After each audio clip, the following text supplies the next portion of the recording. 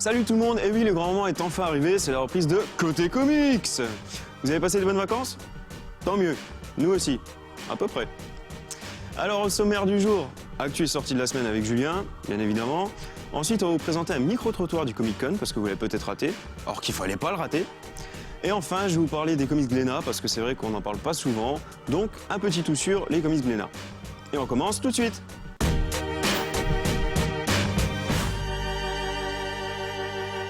Bonjour à tous, je suis ravi de vous retrouver pour cette nouvelle saison de Côté Comics. Alors nous avons raté plein de choses pendant les vacances, c'est donc le moment de se mettre à jour et on commence comme à l'accoutumée avec du cinéma. En juillet s'est déroulée la grande convention de la Comic Con de San Diego et comme chaque année, nous avons eu le droit à de grosses annonces. La plus importante sûrement est venue de la part de la Warner Bros concernant Man of Steel 2, qui existera bien, mais qui ne sera pas Man of Steel. À la place, ce sera, attachez bien vos super ceintures, Superman, Batman. Et oui, le Chevalier Noir fait son retour et la Warner va le mettre à côté de Superman pour ce prochain opus. Henry Cavill reprendra le rôle de Superman, Zack Snyder sera toujours aux commandes et le film est prévu pour 2015. Concernant Batman, aucun acteur n'a été choisi pour l'instant, mais on est sûr en tout cas que Christian Bale ne reprendra pas son rôle.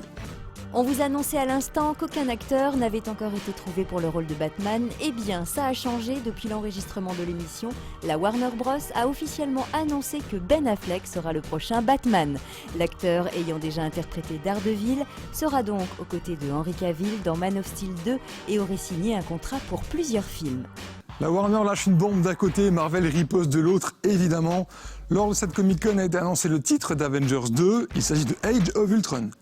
On connaît donc le vilain de cette suite, Ultron, l'intelligence artificielle créée par Hank Pym et ennemi récurrent des Avengers dans les comics. On sait par contre que Hank Pym, lui, ne sera pas dans le film et qu'il ne sera sûrement pas le créateur d'Ultron. Age of Ultron, c'est aussi le nom d'une histoire récente dans les comics, dont le film ne s'inspirera pas, il reprend simplement le titre. Et d'ailleurs, on en reparle juste après, puisque ça arrive en France. Cinéma et Marvel toujours, avec cette fois la Fox. Après Wolverine, les combats de l'immortel, c'est les X-Men au grand complet qui reviennent, avec X-Men Days of Future Past. Ça, on le savait déjà, ce qu'on ne savait pas par contre, c'est à quoi ressemblaient les Sentinelles, qui feront partie du film. Elles ont été dévoilées à la Comic-Con de belle manière, avec une jolie campagne virale autour, impliquant Trask Industries, notamment les créateurs de ces Sentinelles. Et ça va déboîter sévère.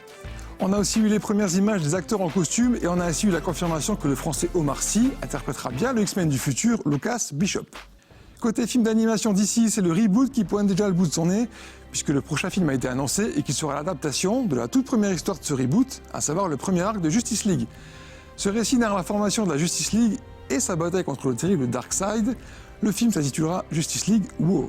On passe aux séries TV, la grosse info concerne Euro, la série de la chaîne CW consacrée à l'archer vert Green Arrow, qui débutera sa deuxième saison à la rentrée. Les producteurs ont annoncé que le personnage de Barry Allen, le plus célèbre Flash des comics, fera son apparition dans la série. Et ce, dans le but de tâter le terrain pour un futur lancement d'une série Flash. L'actu comics maintenant et la rentrée va être un tournant décisif pour l'univers Ultimate de Marvel, qui est en grand danger. En effet, en novembre prochain démarrera la mini-série Cataclysme, qui verra l'univers Ultimate au bord de la destruction et qui pourrait bien mettre un terme aux publications de cet univers alternatif, créé en l'an 2000 pour attirer un nouveau lectorat avec des histoires plus contemporaines. Un événement qui sera donc à ne pas rater. On finit du côté d'ici avec l'annonce de 2 nouvelles séries pour la fin de l'année.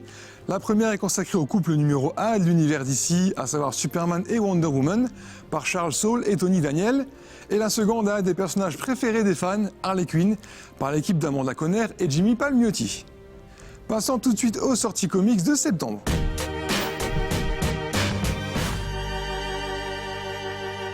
On débute avec l'arrivée du premier event Marvel de 2013, dont je vous parlais juste avant, à savoir Age of Ultron. Cette histoire en 10 numéros nous plonge dans un univers Marvel sous la domination totale du robot Ultron et de son armée, qui ont pris le contrôle de la Terre. Les super-héros sont donc traqués et se cachent pour survivre, mais vont bien devoir passer à l'action s'ils veulent sauver leur monde une fois de plus. Un récit de Brian Michael Bendis, Brian Hitch et Brandon Peterson. Le premier magazine qui sort le 3 septembre contient les 2 premiers numéros de cet event, qui risque de décevoir un peu sur le long terme, mais qui en tout cas commence très fort. Une autre grosse histoire un peu indépendante arrive chez Panini Comics, Daredevil End of Days. Il s'agit de la toute dernière histoire de l'homme sans peur. En effet, on se situe dans le futur où Daredevil et le Caïd sont tous les deux morts. On suit alors le journaliste Ben Urich, qui doit revenir sur l'événement en question, et écrire un article sur les secrets de Matt Murdock. Une histoire passionnante mais aussi très sombre et violente, de toute beauté graphique, à ne surtout pas manquer pour tous les fans du personnage, par Brian Michael Bendis, Klaus Johnson, David Mack et Alex Maliv. Le premier tome, qui contient 4 des 8 numéros, sort le 11 septembre. Septembre sera aussi le mois de la sortie du nouveau tome de la série Walking Dead, ce qui est toujours un événement. Ce sera déjà le 18, qui s'intitule Lucy. La communauté de Rick est maintenant soumise à l'autorité du nouveau venu Negan et des siens. Rick semble l'accepter à contre-cœur, mais ce n'est pas forcément le cas de son fils, Carl, qui tente de prendre les choses en main et va se mettre à peu en danger. On doit toujours la série aux deux auteurs Robert Kirkman et Charlie Adler pour une sortie le 4 septembre. Encore beaucoup de belles sorties en septembre que l'on verra dans les prochaines émissions. Pour l'heure, je vous souhaite une joyeuse rentrée à tous, enfin en tout cas une bonne rentrée joyeuse, je ne sais pas si elle sera trop joyeuse. On se retrouve pour la prochaine émission et d'ici là, n'oubliez pas de nourrir votre poisson rouge.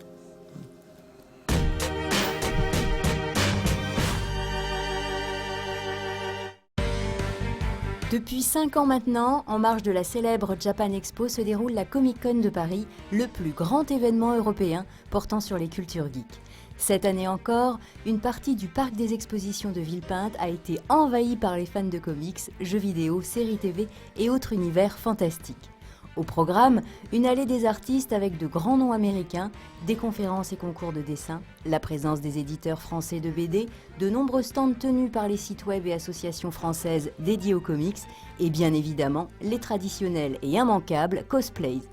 Nous en avons donc profité pour faire le tour de cette convention et recueillir les avis des visiteurs sur cette 5e édition.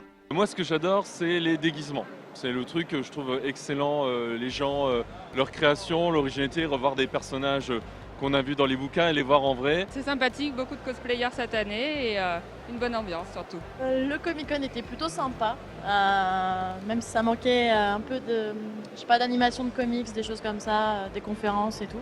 On s'éclate toujours autant sur le festival, il n'y a vraiment aucun souci. Et leur gars est toujours au poil, donc on n'a aucun souci. Franchement, ce Comic Con, il est vraiment génial. C'est super bien et je suis déçu de ne pas avoir pris un pass 4 jours. Parce qu'on n'a pas le temps de tout faire. Très sympa, une bonne ambiance, plein de choses à découvrir, je reviendrai. J'ai bien aimé tout. Belle rencontre en tout cas. Pas mal de cosplay comics, c'était très sympa. Le Comic Con, c'est la première fois que je viens et je trouve ça vachement bien. Ça manque peut-être un peu de comics, mais bon, l'ambiance est sympa, il y a des costumes qui sont vraiment impressionnants. Donc perso, je reviendrai l'année prochaine sans aucun problème. Ça me fait vraiment plaisir d'être là pour la Comic Con 2013. Je suis juste un peu désolé qu'on soit un peu repoussé vers le mur du fond. Je pense que la Japan devrait faire un petit peu plus de place aux comics. C'est quoi le Comic Con 2013 ? Super, génial, cool. C'est un événement unique quoi, et c'est cool.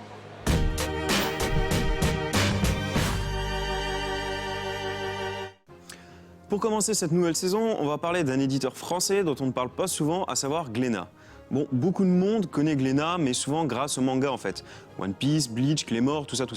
Mais c'est rarement grâce aux comics.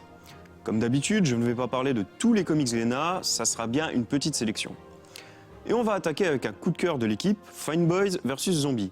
C'est vraiment un gros comics what the fuck.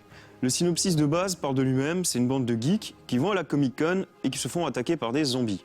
Lorsque l'on sait que les geeks et les zombies sont à la mode, ça ne peut que plaire. C'est un comics vraiment très intéressant. Petit deuxième, on va rester dans l'horreur avec N de Stephen King. Cette fois, pas de décalage au niveau de l'histoire, mais bien du sérieux. L'histoire tourne autour d'un monument mégalithique très spécial, un monument terrible et étouffant. N a beau compter, c'est le personnage principal, un coup il y a 7 pierres, un coup il y en a 8, ça change à chaque fois. N n'arrive plus à vivre normalement, ce mystérieux monument l'obsède et l'angoisse chaque heure un peu plus. Sa santé mentale commence à vaciller, des tocs l'envahissent, Ed décide finalement d'aller consulter pour lui raconter tout son délire. Et voilà, ça y est, la contamination peut commencer. C'est vraiment un très bel ouvrage qui, comme les scénaristes le disent, ne se lit pas mais se vit. Avis aux fans de Stephen King. Comics suivant, on va parler de Wolfman. Bon, je passe rapidement dessus parce que j'en ai déjà parlé. Alors, il est scénarisé par Robert Kirkman, le créateur de Walking Dead entre autres, et Hoffman raconte l'histoire de Gary Hampton qui se transforme en loup-garou suite à une malédiction, mais qui ne veut pas vraiment faire le mal pour autant. Du coup, qu'est-ce qu'il fait? Il devient une sorte de super-héros, loup-garou. Bon, Kirkman ou pas, ça se lit, mais c'est pas exceptionnel non plus. On passe clairement du côté super-héros de la force à présent avec les 3 derniers. Et on va commencer avec Absolution qui lui est très bon. Ensuite, John Dusk, un super-héros épuisé par le système qui décide de laisser mourir un criminel. Il n'en faudra pas plus pour qu'il bascule du mauvais côté et se mette à éliminer tous les criminels qui croisent son chemin. Bon, le super-héros qui craque, on connaît, c'est pas nouveau, mais Absolution reste quand même pas mal dans son genre. Les réflexions du personnage principal sont bien mises en avant, les autres personnages sont intéressants, les retournements de situation sont vraiment sympas, Ça se lit très vite et les dessins sont vraiment très cool. Un achat qui ne devrait pas décevoir les fans de super-héros qui sont du mauvais côté de la barrière. Autre super-héros, Marine Man. Bon, franchement, c'est le comics qui restait je ne sais pas combien de temps sur ma table de nuit, alors que finalement, il était pas mal du tout en fait. On suit cette fois Steve Ocean, un océanographe plus connu sous le nom de Marine Man, un écologiste et scientifique reconnu capable de respirer sous l'eau. On le sait bien, on n'arrête pas de vous le dire, un grand pouvoir implique de grandes responsabilités. Et lorsque l'on a des pouvoirs, être écolo, ça ne suffit pas. Il faut être un super-héros, bien sûr. Bon, c'est vraiment un comics pour tous les âges, bourré d'action, d'humour et d'aventure. Une lecture rafraîchissante pour tous ceux qui aiment le poisson ailleurs que dans leur assiette. Ah oui, au fait, le tome 1, il est intitulé « Une question de vie ou de mer ». Une question de vie ou de mer, mais c'est énorme, non? Non? Je passe au suivant, c'est ça? Ok. Alors, dernier comics pour moi, Superstar. Cette fois, c'est Julien qui vous en a déjà parlé. On suit ici Superstar, un super-héros sous contrat dont la vie est filmée H24. C'est une sorte de super-héros de la télé-réalité, quoi. Et c'est très très important parce que plus il est apprécié, plus il gagne en puissance. Beaucoup de thèmes sont soulevés, à savoir la relation avec le public, la question de l'image, la confiance en soi, et la question, comment faire vendre des produits dérivés, séduire le public, bref, être au top de la popularité, tout en cognant sur du méchant. Le principe est absolument génial, c'est un comics à voir. Voilà, c'est terminé pour ce premier tout sûr de la saison 2 de Côté Comics. Alors bien sûr, il y a beaucoup d'autres comics Glénat qui arrivent à grands pas. Rien qu'en octobre, il y a le deuxième tome de Fight Boys vs Zombies, et il y a Out There tome 1 par Amos. Le deuxième tome, quant à lui, arrivera en novembre. Voilà, c'est également tout pour ce premier numéro de la saison 2 de Côté Comics. On se retrouve très bientôt, et n'hésitez pas à prendre la vie du bon côté, du Côté Comics. Bye tout le monde!